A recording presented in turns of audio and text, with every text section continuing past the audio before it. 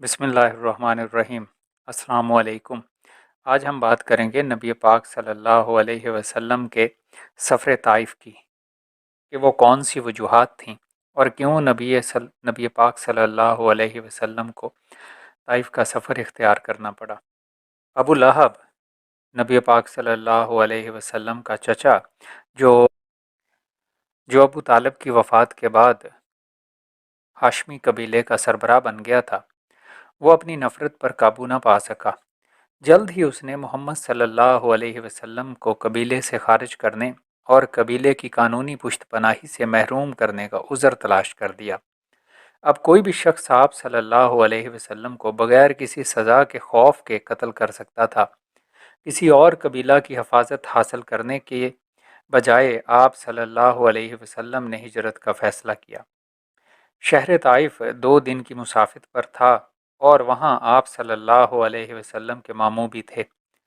آپ صلی اللہ علیہ وسلم ان کو آزمانا بھی چاہتے تھے۔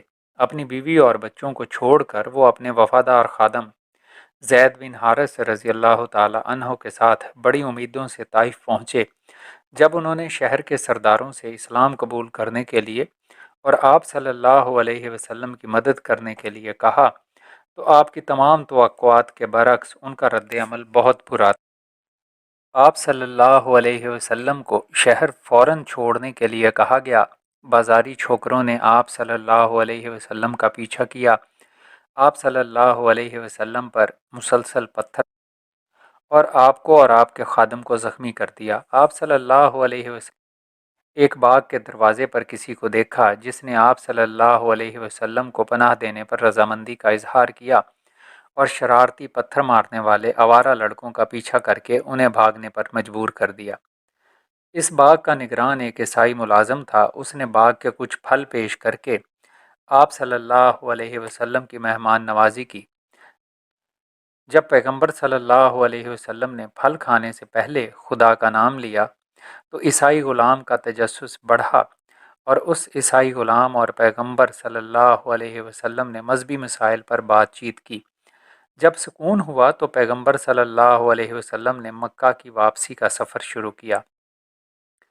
آپ صلی اللہ علیہ وسلم نے رات نخلا کے مقام پر بسر کی، دعائیں کرتے ہوئے اور خدا سے اپنی انتہائی بے بسی پر شکوہ کرتے ہوئے۔ کسی مایوسی کے بغیر آپ صلی اللہ علیہ وسلم نے خدا سے دعا کی کہ وہ آپ صلی اللہ علیہ وسلم کو ضروری طاقت دے اور اس قابل کرے کہ وہ اپنی کوشش سے خدائی پیغام لوگوں تک پہنچا سکیں۔ اس مشہور دعا کا متن محفوظ ہے اور مسلمانوں میں بڑی عزت کی نگاہ سے دیکھا جاتا ہے۔ خدا نے آپ کی دعا سنی۔ پہلی تسلی لائی کہ اس میں آپ صلی اللہ علیہ وسلم کو خبر دی گئی کہ اس رات میں کچھ جن ادھر سے گزرے اور پیغمبر صلی اللہ علیہ وسلم کی تلاوت کو سنا اور دریافت کیا کہ وہ موسیٰ علیہ السلام کے بعد نئے پیغمبر ہیں۔ اسلام قبول کیا اور اس ارادے سے رخصت ہوئے کہ وہ دوسرے جنوں کو تبلیغ کریں گے۔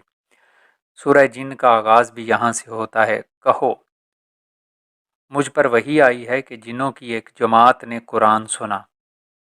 سے یہ مفہوم نکلتا ہے کہ پیغمبر صلی اللہ علیہ وسلم خود ان غیر مرئی ملاقاتیوں کی موجودگی سے آگاہ نہ تھے۔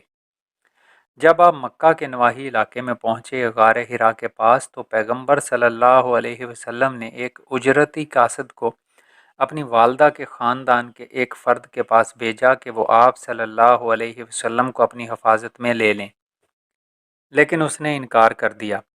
اب آپ نے اپنی نئی زوجہ سودا کے ایک رشتہ دار کو آزمایا، اس نے بھی انکار کر دیا۔ پھر آپ صلی اللہ علیہ وسلم نے اپنی پہلی بیوی حضرت خدیجہ رضی اللہ تعالی عنہ کے ایک رشتہ دار کو آزمایا جس نے خاندان کو بائیکاٹ کے دوران نہ صرف خوراک مہیا کی تھی بلکہ بائیکاٹ کے ختم ہونے کا اعلان بھی کیا تھا۔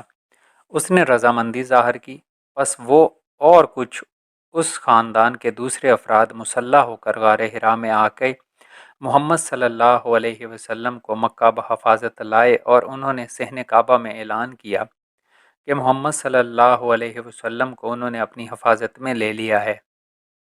اس طرح نبی پاک صلی اللہ علیہ وسلم کا سفر طائف ختم ہوا اور پاک تشریف لائے۔